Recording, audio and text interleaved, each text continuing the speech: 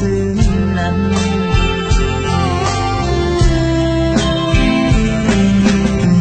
gió tham sang thời nơi chờ on nắng mi chờ thân ngoài kết trái mưa loi loi giọt nắng thốt thèn có mờ hong trời chói tiếng muôn thứ càng trời suy nắng âm lạt có tiếng ru thứ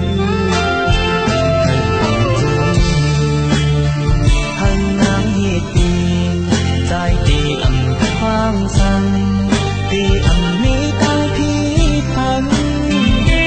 sang hoa trái tiếc khắp nắng nàng tiêm xứ thân trái tì kham về trái ăn tì cất hơi hòa loi loi lòng gió hơi mừng càng trời han trời on nắng đang sư trời có mà sư kỳ mà đen tàng trái có lẽ thế mà trời tâm tin hỏi kịp thời chỉ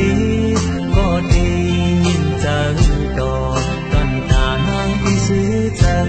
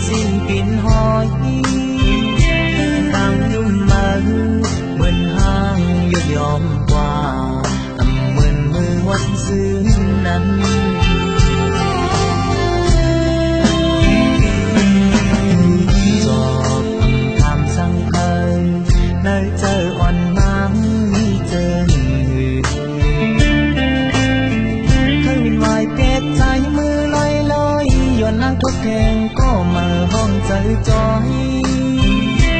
tiếng muôn thứ càng trời suy nắng âm lạt có tiếng ru thứ thời bình dương hân nắng hiệt tình trái tì ẩm hoang sang tì ẩm mi tăng khí thân sang hoa trái tiếc khắp nắng nàng tiêm xứ trời trái tì kham về trái ăn tì cất hơi hòa loi loi lòng gió hơi mừng càng trời han trời on nắng đang xứ trời